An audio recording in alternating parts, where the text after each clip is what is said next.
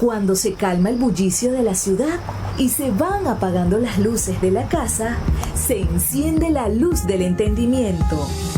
Desde este momento comienza Puerto de Libros, librería radiofónica, programa que contiene todos sus elementos tipo A.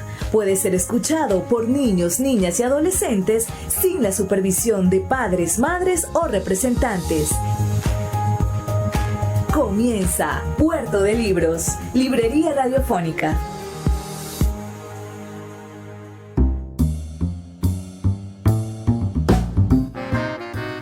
Bienvenidos a Puerto de Libros, les habla Luis Peroso Cervantes, quien de lunes a viernes de 9 a 10 de la noche les trae este programa por la señal de la 88.1 Radio Fe y Alegría de Maracaibo. Recuerda nuestros contactos, puedes escribirnos al 0424-672-3597 o a nuestras redes sociales @Librería Radio en Twitter y en Instagram. También tenemos una página web www.radio.puertodelibros.com.be y puedes escuchar todos nuestros programas en YouTube buscándonos como Librería Radiofónica. Ahora vamos a comenzar nuestro programa, pero primero escucharemos los mensajes que tienen para nosotros nuestros anunciantes.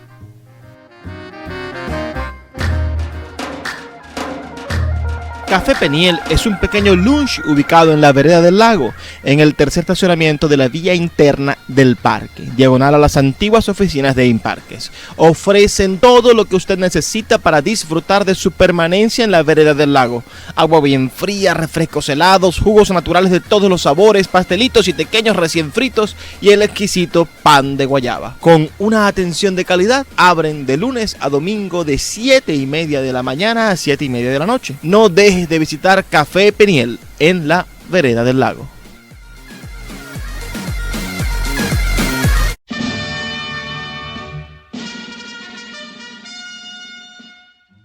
Pon a saltar tu fiesta con los amigos de Inversiones Artesano, que tienen un trampolín para que se diviertan niños y niñas de todas las edades. Llámalos al 0414-650-6484. Este fin de semana invita a tus sobrinos y vecinos a saltar. El entretenimiento perfecto para una fiesta de cumpleaños, bautizo, actividades escolares o simplemente un maravilloso fin de semana. Fuerte, divertido y seguro. Hasta la tía más gordita puede saltar con él. Reserva ya tu fecha al 0414-650-6484 y ponga a saltar tu fiesta con Inversiones Artesano. Llegó a Maracaibo una nueva manera de ver todo el contenido de Netflix con la gente de @Maracaibo Netflix. Te ofrecemos una pantalla de la plataforma streaming más grande del mundo. Podrás ver en un equipo todo el contenido de Netflix por el equivalente en bolívares a $5.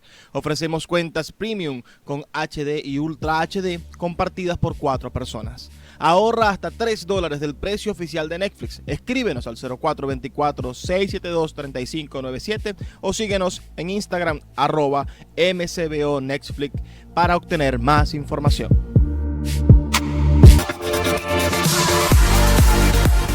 ¿Quieres conocer un lugar en Maracaibo donde encontrar libros nuevos o usados que te transporten al mar de la imaginación? Debes visitar Puerto de Libros, librería de autor, ubicada en la vereda del lago, 50 metros a mano izquierda de la entrada sur o entrada de la calzada. Ofrecen libros de todas las áreas del conocimiento con una programación cultural de vanguardia que incluye talleres literarios, cine, lecturas de poesía. Entérate de todo lo que hacen siguiéndolos en Twitter, Instagram y Facebook como @Puerto de Libros. También en su página web www.puertodelibros.com.be.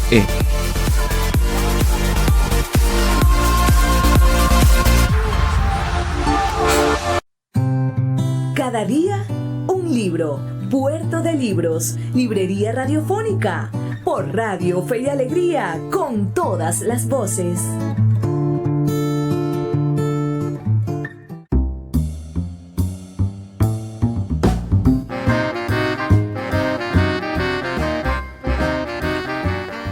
En nuestra sección Cada día un libro del día de hoy, estaremos escuchando a unos jóvenes actores interpretar uno de los fragmentos más deslumbrantes de la literatura dramática inglesa. Me refiero a el monólogo de Marco Antonio en la obra Julio César de Shakespeare.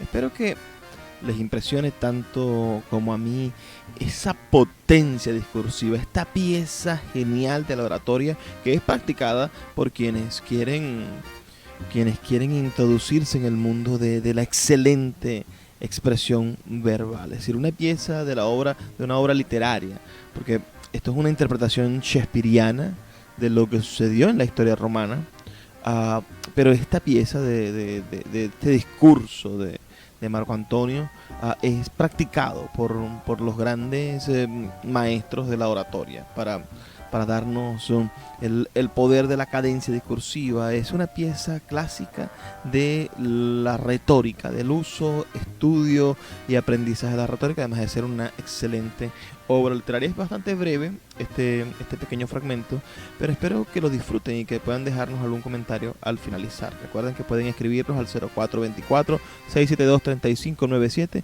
o en nuestras redes sociales @librería radio en Twitter y en Instagram. Así que vamos a escuchar ahora a estos jóvenes actores interpretando al personaje de Marco Antonio en la obra Julio César de William Shakespeare.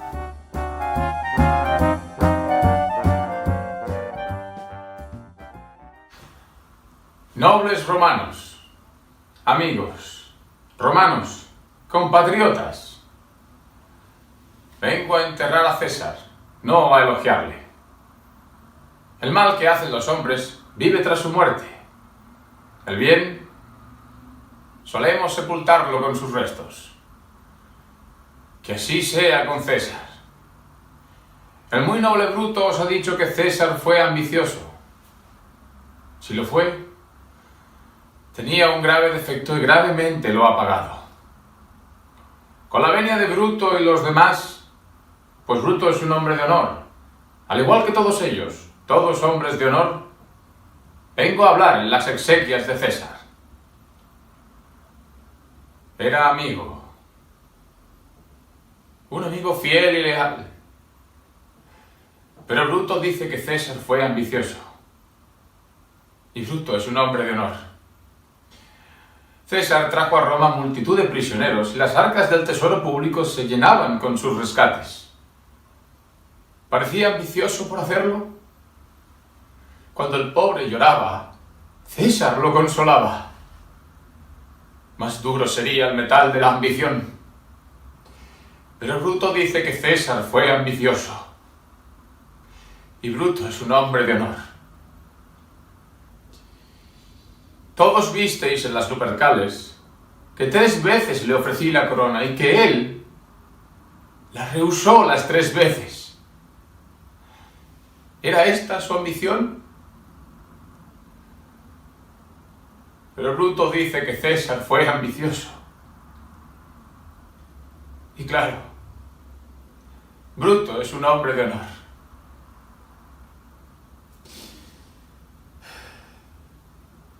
No estoy aquí para rebatir lo que ha dicho Bruto, pero sí estoy aquí para decir lo que sé. Antes, todos le queríais no sin motivo. ¿Qué motivo impide ahora vuestro llanto? ¡Ah, cordura! Te has refugiado en las bestias y los hombres han perdido la razón. Perdonadme. Mi corazón está en el féretro con César. Y debo detenerme hasta que vuelva a mí. Ayer la palabra de César podía enfrentarse al mundo entero. Ahora yace ahí. Y ni el más humilde se digna honrarle. Ah, señores, si yo fuese a excitar vuestras pasiones a la saña y al motín, sería injusto con Bruto e injusto con Casio, que como todos sabéis, son hombres de honor. Con ellos no deseo ser injusto. Prefiero ser injusto con el muerto, conmigo mismo y con vosotros, a serlo con tales hombres de honor. Pero aquí hay un pergamino. Lleva el sello de César. Lo encontré en su gabinete. Es su testamento. Que el pueblo no conozca el testamento. Que, perdonadme, No tengo intención de leer, pues todos vendrían a besar las heridas de César y hundirían pañuelos en su sangre, y hasta querrían un cabello de recuerdo que al morir legarían a toda su progenie como una nobilísima reliquia. Calma, señores, no debo leerlo. No es bueno que sepáis cuánto os quiso César. No sois leños, no sois piedras, sino hombres. Y al ser hombres, si oyerais el testamento, arderíais de rabia, os volveríais locos.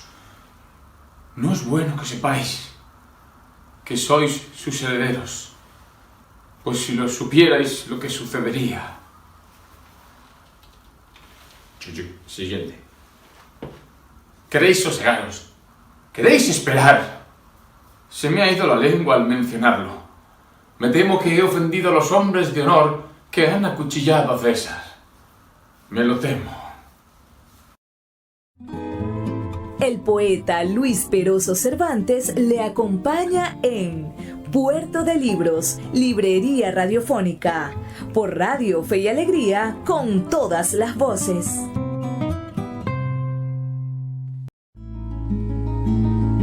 Escuchas Puerto de Libros, Librería Radiofónica, por Radio Fe y Alegría, con todas las voces.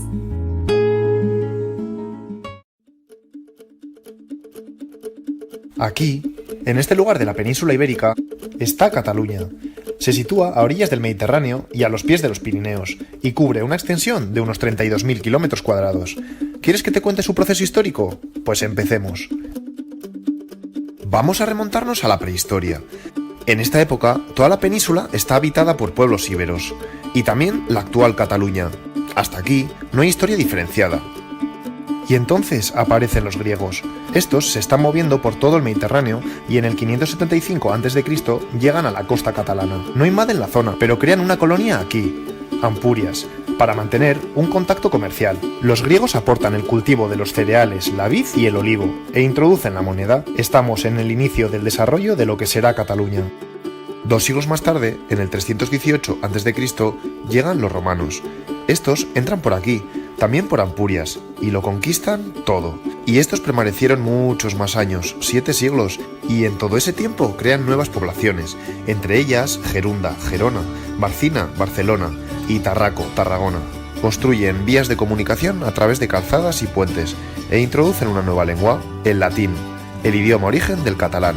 Muchas cosas, ¿no? Llega el siglo V y la decadencia del Imperio Romano, y fíjate qué pasa por la zona. Primero, vienen los visigodos del norte de Europa. Pasan por Cataluña, pero no se establecen, sino que entran en el resto de la península. 3 siglos después, en el 711, llegan los pueblos árabes, y ahora ellos se hacen con casi todo el territorio. Y ves, llegan hasta Cataluña. Incluso pasan por los Pirineos, por esta zona, que es más accesible. Aquí están los francos. Pues bien, ahora la cosa se pone interesante. Para frenar la expansión de los musulmanes, su emperador Carlomagno manda sus tropas a territorio catalán y libera esta zona de los musulmanes. Crea la llamada Marca Hispánica. Su objetivo es formar una valla para evitar otra expansión. Podría decirse que este es el punto de partida en el que surge una zona con características propias. Pero este hecho tiene una peculiaridad. Te explico, los francos no gobiernan directamente en esta zona, sino que entregan las tierras a unos condes, creándose varios condados. Estos condados, aunque dependientes de los francos, tienen su propio dominio y administración. Como ves, en este momento hay 2 Cataluñas. Esta, Cataluña la Vieja, la de los condados, y esta, Cataluña la Nueva, que todavía es territorio musulmán. En la Vieja suceden varias cosas. Por un lado, los condados establecen progresivamente una mayor interrelación entre ellos, a través de casar miembros de una familia con la otra. Además, estos se centran cada vez más en el condado de Barcelona, que es el predominante. Paralelamente, se van independizando del Imperio Franco, que está debilitándose. Y una cosa más, se consolidan instituciones aún primitivas, llamadas usaches, que recogen costumbres y normas de funcionamiento social propias. Así que ya ves, la sociedad catalana va ganando identidad y estructura social. Llega el siglo XII. Los musulmanes van perdiendo territorio y ahora la península está dividida en reinos. Atento a la jugada. En 1137, el conde de Barcelona, Ramón Berenguer IV, se casa con la princesa Petronila de Aragón. Así que tanto Aragón como Cataluña se quedan al mando de los mismos monarcas. Pero fíjate, a pesar de esa unión monárquica, cada tierra mantendrá su lengua e instituciones. De ahí en adelante vas a oír hablar del Reino de Aragón, pero debes recordar que dentro de ese reino tenemos a Cataluña con total autonomía de gobierno. Y ahora, en esa unión monárquica con Aragón, comienza la época de expansión de Cataluña. Primero, intentará expandirse por el norte del Pirineo, pero no lo consiguen. Luego, en el siglo XIII, con Pedro I el Conquistador, se irán hacia el sur, y ahora sí, logran arrebatar a los musulmanes Baleares y Valencia. Cataluña es ahora una gran potencia marítima y comercial. ¿Te acuerdas de los usatges? Pues estas instituciones primitivas se han ido consolidando y han dado paso primero a tres grandes instituciones, el Consell de Cens, las Corts Generals y el Consolat del Mar, y luego, en el siglo XIV, a la Generalitat de Cataluña. Y ves, la autogestión catalana se hace cada vez más sólida. La cosa va bien para Cataluña, pero a nivel interno es otra cuestión. Para el siglo XV, la sociedad está muy jerarquizada y en esa división están los nobles con poder y privilegios y los campesinos que trabajan para ellos. Los nobles tienen cada vez un trato más abusivo y esto genera grandes tensiones en la población catalana, hasta que los campesinos se levantan contra ellos y se producen varias guerras. La lucha es inacabable y el rey de entonces acaba mediando entre los dos grupos. Pues mira, en esa mediación el rey libera a los campesinos de la atadura de los nobles y sus abusos, por lo que su condición de vida mejora de alguna manera. No está mal, ¿no? Seguimos con la historia. Para finales del siglo XV el mapa de España ha cambiado y es así. Esta parte seguro que te la sabes. El rey de Aragón, Fernando, y la princesa de Castilla, Isabel, se casan, y así ambos reinos pasan a tener los mismos monarcas. No son el mismo reino, sino que los dos reinos tienen los mismos monarcas. ¿Qué significa eso? Pues que cada reino mantendrá sus instituciones y su administración. Los nobles catalanes, contentos, porque en Castilla se pagan más impuestos. Y en este siglo, como sabes, Castilla se embarca a las Américas, la descubren y empieza la conquista. Pues bien, Aragón y Cataluña no participan de esa colonización, siguen su propio camino y se centran más en la conquista del Mediterráneo, expandiéndose hasta Cerdeña, Sicilia y Nápoles. Siglo XVII. Varios países de Europa están metidos en la Guerra de los 30 años. El conde duque de Olivares, digamos que la mano derecha del rey de entonces, para tener mayor fuerza y dinero en esa guerra, quiere centralizar todo. Es decir, que todos los reinos tengan un mismo régimen de gobierno y paguen los mismos impuestos. Los nobles catalanes aceptan la idea, pero en Cataluña la gente del pueblo se rebela ante este hecho, porque supone la pérdida de autonomía en su administración que tantos años llevan defendiendo, y explota. Se produce la famosa Guerra de los Segadores, una dura lucha de 12 años entre el pueblo y la nobleza. ¿Qué sucede? Pues que los señores dan un paso atrás, y por tanto Aragón y Cataluña no queda asimilada por Castilla. Sigue la autoadministración. Por cierto, el himno catalá, el Segadors, proviene de esas guerras. Y ahora llega un momento importante. Siglo XVIII. Como te he ido contando, los catalanes a lo largo de los siglos, y a pesar de los cambios políticos, han ido conservando sus instituciones. Pues ahora lo van a perder todo. Te lo cuento, la Guerra de Sucesión. El rey de entonces muere sin descendencia. Ahora hay dos candidatos para sustituirle, un candidato de la casa borbónica y otro de la casa austríaca. El primero es mucho más centralista, es decir, con ganas de tener más control sobre todo. Y el otro da más garantías de continuar más o menos como hasta entonces, y por tanto conserva sus instituciones. Así que Cataluña lucha a favor de Austria. Y surge la guerra más o menos así. ¿Qué pasa? Pues que el candidato de Austria abandona, y los catalanes pierden la guerra el 11 de septiembre de 1714, con la caída de Barcelona. Como consecuencia de ello, el nuevo monarca borbónico le suprime las instituciones y leyes y prohíbe la lengua. Cataluña pasa a depender totalmente de Madrid. En recuerdo a esta fecha se celebra el Día Nacional de Cataluña. La historia sigue. En el siglo XIX se desarrolla la industrialización en toda Europa. Cataluña crece a nivel comercial, industrial y agrícola, de manera destacada, y por tanto crece su economía. Se reactiva la clase proletaria y popular, y con ello renace, florece una mayor estima de su cultura y lengua. El sentimiento de conciencia nacional despega nuevamente, y surge el catalanismo político. Y entonces llegan las guerras carlistas. A ver, la candidata al trono es la reina Isabel. La ley sálica impide que una mujer herede el trono. Ante esta situación, algunos desean que sea Carlos, el hermano del rey fallecido, quien se convierta en rey. Así surgen tres guerras, carlistas contra isabelinos. Carlos ofrecía mayor garantía de recuperar las instituciones perdidas, y por tanto los catalanes se ponen de su bando. Pero pierden, y por tanto se mantiene la dependencia de Madrid. Atención ahora, porque a pesar del fracaso de las guerras, llega una nueva era, llega la República a España y con ello vuelve el movimiento de autoafirmación catalana.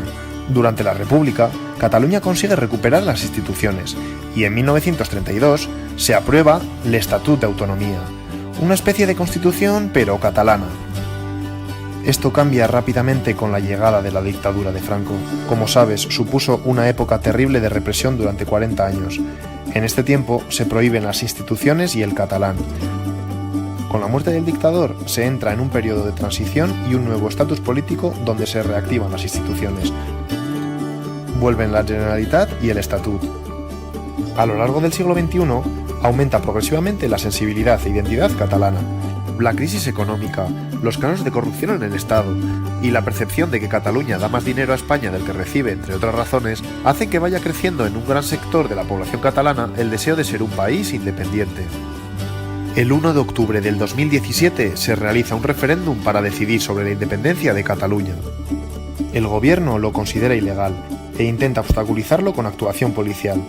A pesar de ello, se contabilizan más de 2 millones de votos, y entre ellos, el 90% dice estar a favor de la independencia. Una semana después, el presidente catalán Puigdemont declara Cataluña independiente, e inmediatamente deja en suspenso dicha declaración para dar lugar a un escenario de diálogo con el gobierno de Madrid, para decidir sobre el futuro. Hemos llegado a la actualidad. El poeta Luis Peroso Cervantes le acompaña en Puerto de Libros, Librería Radiofónica, por Radio Fe y Alegría, con todas las voces. La voz del autor en Puerto de Libros, por Radio Fe y Alegría, con todas las voces.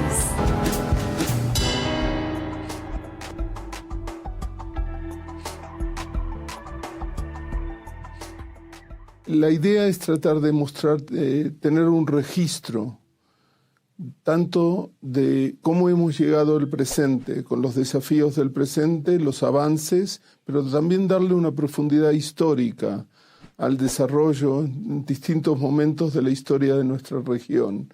América Latina no solo ha consumido ideas que provenían de afuera, sino que ha contribuido su propio grano de arena, y tal vez más de eso, a la creación de una normativa internacional a nivel global. Y tal vez a partir de entonces se ofrece una nueva lectura de cómo los derechos humanos han crecido, han evolucionado, se han sedimentado en nuestra región y en el mundo entero. Solamente para traer algunos ejemplos. En América Latina ha existido ya desde el principio una lucha, un bregar por tratar de expandir la justicia social, la igualdad.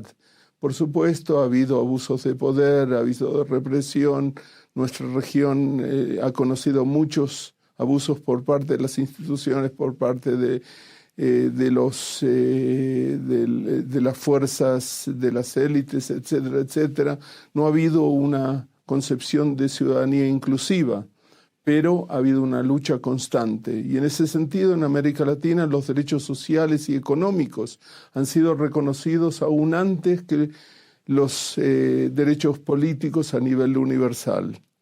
Y eso se ha traducido también en los años 40. Es decir, América Latina ha logrado formular una declaración de derechos humanos 8 meses antes que se lograra la Declaración Universal de los Derechos Humanos en la ONU. La Organización de los Estados Americanos ha logrado elaborar ese documento que después será formador de conciencia en la elaboración de una Declaración Universal de los Derechos Humanos. El libro retrotrae los derechos humanos antes de la formación del discurso de los derechos humanos. Es decir, hay antecedentes remotos, después está la configuración de la independencia, existe el periodo de grandes conflictos alrededor de la Guerra Fría, que se tradujo en un nuevo entendimiento de cuán importantes son los derechos humanos para la vida humana, para la dignidad de la persona, para la justicia social, para terminar con el abuso y la represión de ciertas instituciones, y hasta llegar al presente con los avances y desafíos. Vale decir, el libro contempla 4 momentos históricos. ¿Y por qué lo hemos tratado de esa forma? Porque es imposible ignorar los antecedentes remotos. Por ejemplo, la concepción en periodo colonial de ciertos fueros, libertades que aunque eran segmentarios, que aunque crearon una sociedad segmentada, crearon también la importancia de la legalidad y también ciertos abusos. No pudieron evitar en la práctica los abusos, pero proyectaron la legalidad al centro de la formación social, de la construcción de sociedad, de la relación de los seres humanos en la época colonial, y se proyectó también hacia futuro la resistencia ante el abuso de la autoridad.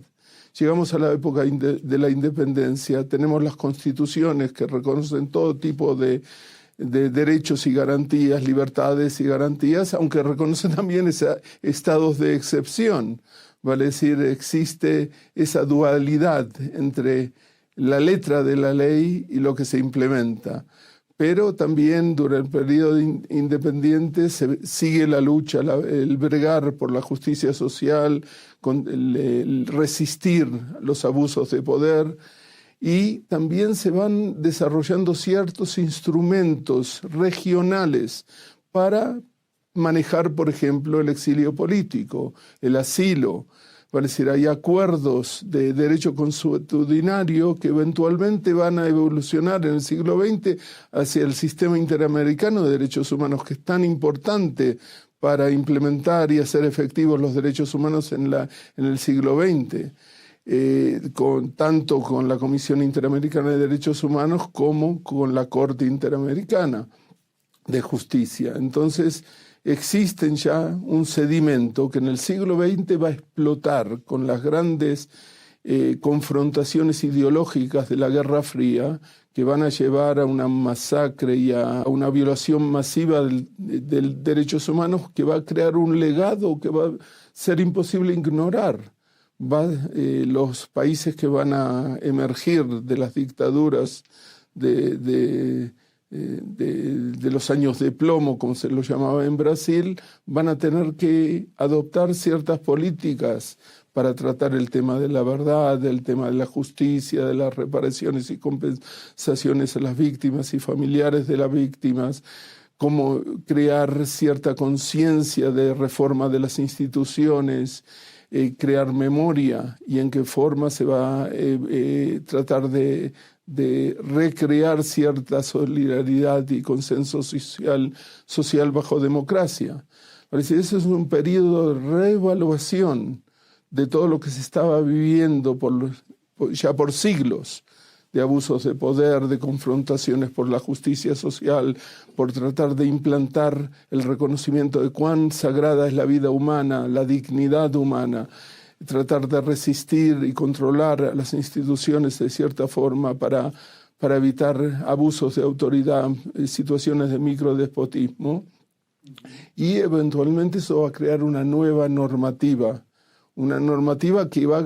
que desde América Latina va a contribuir a innovaciones. Y les voy a dar 2 ejemplos. Uno son los juicios por la verdad. Ante la imposibilidad de lograr información sobre los desaparecidos, en ciertos países se elaboran juicios por la verdad que no implican un procedimiento rutinario judicial, sino que innovan para tratar de dar cierta información a los familiares que buscan, sin posibilidad de lograr, el paradero de sus seres queridos.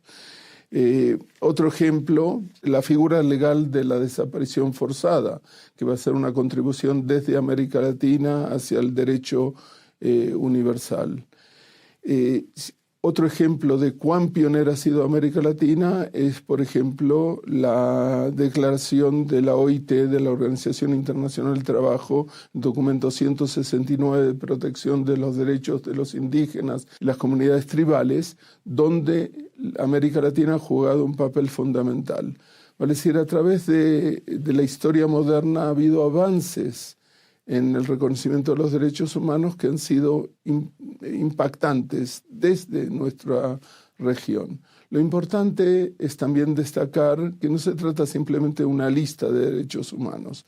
Detrás de toda esa nómina, ese detalle de los derechos humanos, existe una visión que reconoce que la vida humana es sagrada, que la dignidad humana debe respetarse, que hay que bregar por la justicia social, que las posiciones de poder no dan derecho a abusar de aquel poder. Toda esa visión puede resumirse en el derecho a tener derechos, como decía Hannah Arendt. Eso es importante, pero es un reconocimiento a partir de la centralidad del individuo. Y existen ciertas ambigüedades, por ejemplo, ambigüedades con los derechos colectivos de comunidades indígenas, comunidades afro en América Latina. Existen sedimentaciones de prejuicios que llevan siglos a erradicar. Existen desafíos actualmente que los trato de trazar en el libro, desafíos que provienen de ambigüedades, por ejemplo, de las tensiones con intentos de desarrollar, de crear fuentes de trabajo y que pueden afectar el ecosistema de ciertos pueblos. Existen tensiones con el mercado ilícito, existen situaciones de microdespotismo hasta el día de hoy, pero por otra parte existen muchos avances en el reconocimiento de derechos de género. En democracia también pueden llegar a violentarse los derechos humanos, se violentan los derechos humanos, pero en democracia se puede protestar, debe haber libertad de prensa. Eso es como una prueba de cuán democrático es un país que se declara democrático, si respeta ciertas libertades. No importa si es de derecha o de izquierda el gobierno de un país, importa cómo se institucionaliza el respeto a la vida humana, cómo se institucionaliza la dignidad humana, cómo se respeta el bregar por la justicia social, la protesta social. Si existe posibilidad de mantener esas libertades, es indudable que una sociedad es democrática. El voto no es suficiente para definir a un sistema como democrático. Por ejemplo, en determinadas sociedades, y ya sea de izquierda o de derecha, se abusa del poder. Y eso es, evidentemente, los derechos humanos pueden representar una valla de defensa ante tales abusos que pueden llevar también a atrocidades. Es muy fácil manipular la opinión pública bajo determinados sistemas políticos que se declaran defensores del pueblo. Un gran desafío es tratar de representar a todos los países, pero es imposible en una historia mínima traer una examinación exhaustiva de todas las situaciones. Entonces, la idea es basarnos en investigaciones serias y tratar de proyectarlas al público amplio como ejemplos de algo más general que se va proyectando en América Latina. Algo muy interesante en nuestra región para tratar de entender por qué aproximarse desde lo latinoamericano al tema de los derechos humanos es que en el continente americano los países se miran constantemente, aprenden de las experiencias de los países hermanos. Va a decir, el sistema interamericano que se estructura en el siglo XX ya tiene raíces anteriores, donde cada país reacciona e interactúa con los otros.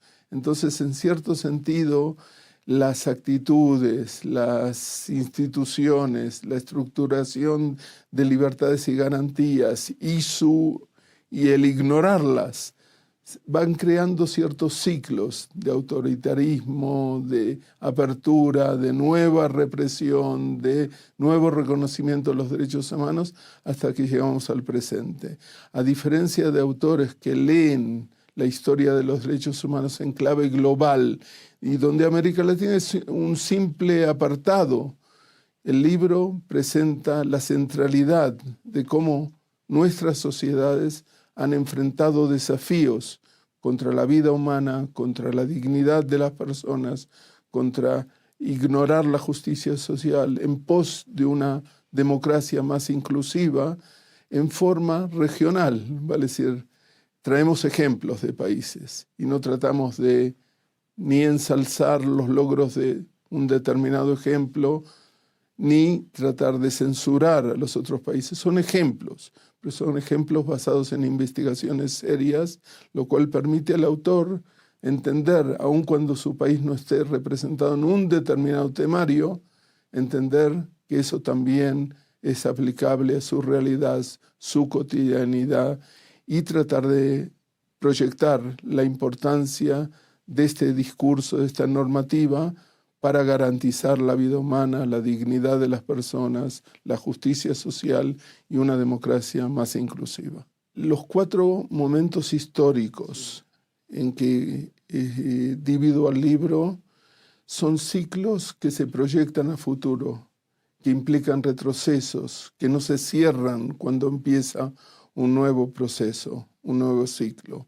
Vale decir, existen también desafíos que pueden llevar a retrotraer dónde estamos en el reconocimiento de la universalidad de los derechos humanos.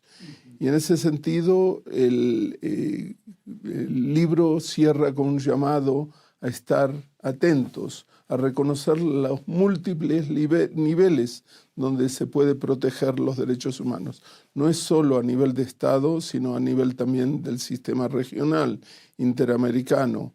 El libro recoge la actividad de los grandes movimientos de derechos humanos a lo largo de la historia, pero también el surgimiento de las organizaciones no gubernamentales que defienden distintas libertades, que plantean cierta visión desde abajo, desde afuera de los sistemas de poder. También el libro recoge avances en derechos del medio ambiente, desafíos de los mercados ilícitos, los avances en el reconocimiento de la diversidad de género, pero también los problemas de femicidio que tenemos, el microdespotismo de los sistemas burocráticos y cómo la institucionalidad puede retrotraer o contener esas tentaciones de poder que todavía tenemos.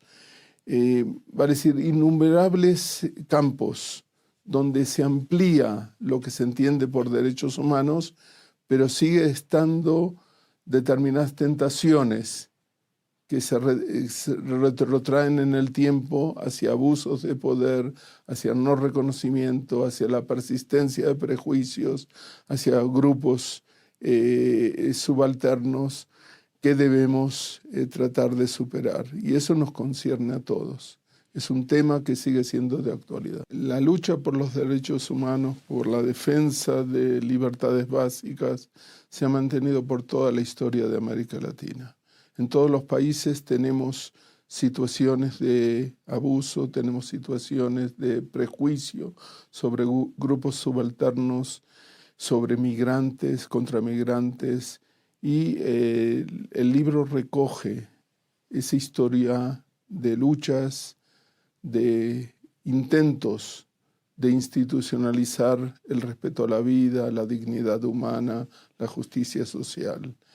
Se ha avanzado mucho al respecto. Estamos en un periodo donde yo lo defino como constitucionalismo, siguiendo a otros autores, como constitucionalismo aspiracional. Es decir, hemos definido, y América Latina trata de definir en forma muy amplia los derechos, pero sigue habiendo innumerables fallas en la práctica, en la cotidianidad. Hay determinados abusos estructurales que no desaparecen. Es decir, es un desafío que nos que todos debemos enfrentar aún en el presente. El poeta Luis Peroso Cervantes le acompaña en Puerto de Libros, Librería Radiofónica, por Radio Fe y Alegría, con todas las voces. Escuchas Puerto de Libros, Librería Radiofónica, por Radio Fe y Alegría, con todas las voces.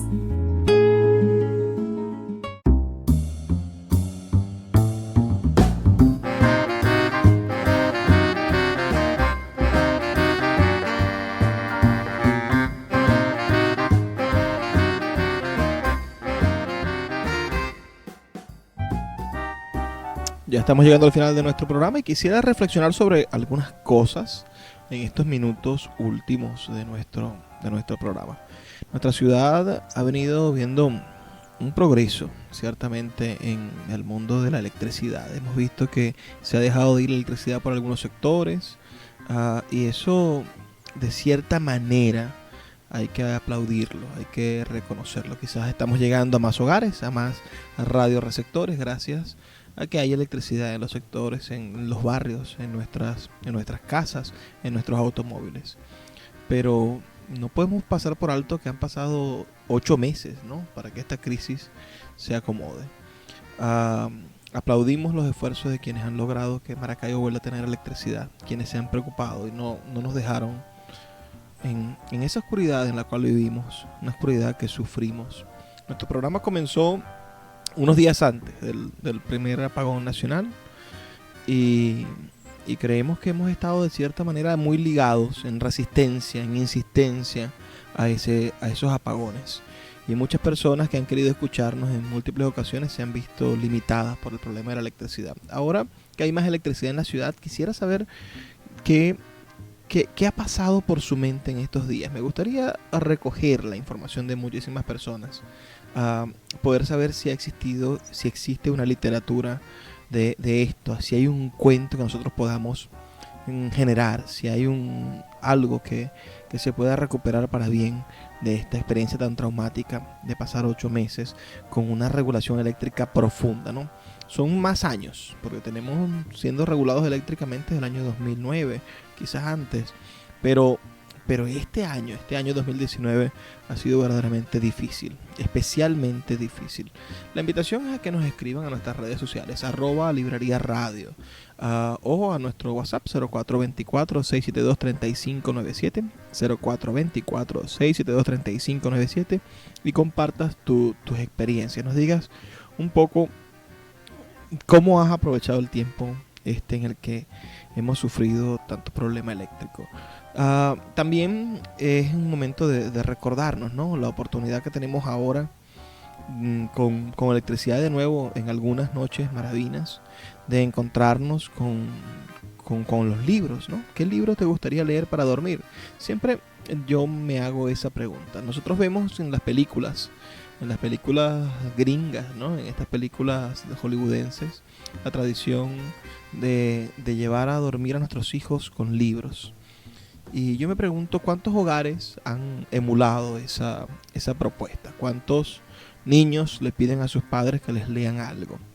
Yo creo que casi ninguno, ¿no? Nuestros hogares tienen más presencia frente al televisor, viendo la telenovela, que ya es en un horario supervisado, viendo el culebrón de turno, viendo o escuchando al político de turno, ¿no? Porque los políticos también agarraron ese horario de 9 de la noche en adelante, de 8 de la noche en adelante, para decir barbaridades por los medios de comunicación. Entonces nos hemos alejado de la posibilidad de romper con el hábito del día y hacer algo diferente, o concitarnos, encontrarnos en una tradición milenaria que es la de la lectura. Muchos de nuestros adolescentes jóvenes van a dormir con el teléfono en la mano, nuestras esposas, nuestros esposos, nuestra comunidad conyugal, bueno, también vive con el teléfono en la mano, el teléfono inteligente en la mano, y termina siendo quizá el teléfono más inteligente que nosotros. No tenemos la oportunidad de renunciar un poco a esos aparatos y volver no a esquemas antiguos, porque en algún momento Enrique Romero decía lo que a mí me encantaba, decía, a mí me gusta la modernidad, es decir, yo soy una persona que defiende la tradición, que defiende la integridad de nuestro pensamiento, que defiende la Maracaibo de antaño, pero no con lámparas de gas, no con lámparas de vela, no. Yo quiero electricidad, yo quiero un aire acondicionado, yo quiero la comodidad de la modernidad, pero sin olvidar, sin dejar atrás lo que me define como ser humano, como sociedad, como ciudad. Entonces, no estoy hablando de que en el momento en el que pongamos el teléfono un momento en stand-by y agarremos un libro, le llevemos el libro a nuestro hijo a la cama, a nuestra hija a la cama, a nuestros hijos a su cuarto y compartamos con ellos una lectura, no estoy renunciando a la modernidad, no estoy renunciando a la posibilidad que tengamos de utilizar recursos electrónicos para acercarnos a nuestros hijos, ¿no? También podemos ir con el teléfono a leerles, ¿no? Si el libro es digital, pero no romper el canal directo, la comunicación directa, que ese momento en el que nuestros hijos conciten el sueño sea a nuestro lado. Hasta el padre más pobre, el que tenga menores recursos, sabe lo importante que es, lo hermoso que es poder dormir junto a tus hijos, o que ese último momento en el que el sueño empieza a vencerlos sea un momento de contemplación. Es un momento hermoso. Seamos parte de esos momentos. No lo convirtamos en una escena de una serie norteamericana, no lo convirtamos en una escena de Forrest Gump.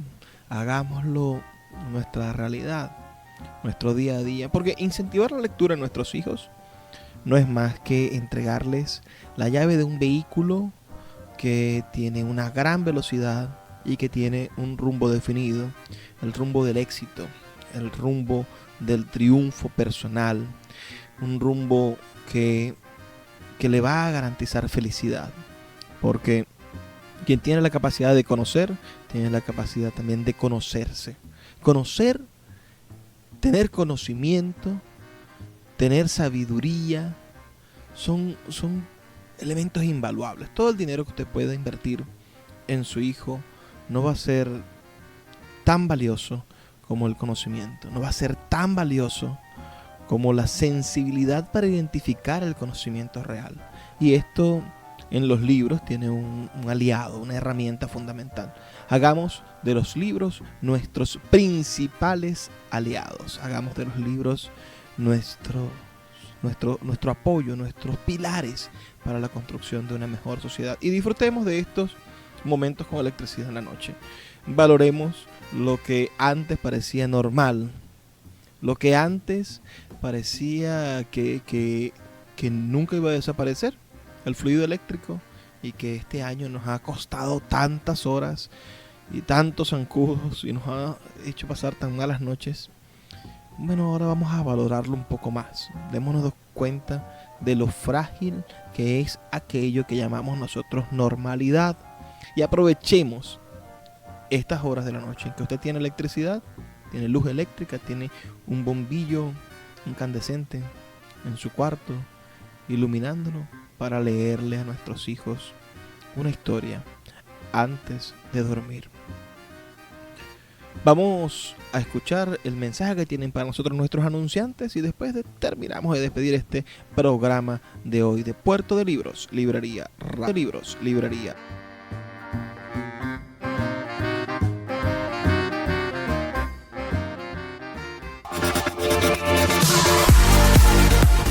¿Quieres conocer un lugar en Maracaibo donde encontrar libros nuevos o usados que te transporten al mar de la imaginación? Debes visitar Puerto de Libros, librería de autor, ubicada en la vereda del lago, 50 metros a mano izquierda de la entrada sur o entrada de la calzada. Ofrecen libros de todas las áreas del conocimiento con una programación cultural de vanguardia que incluye talleres literarios, cine, lectura de poesía. Entérate de todo lo que hacen siguiéndolos en Twitter, Instagram y Facebook como @Puerto de Libros. También en su página web www.puertodelibros.com.be.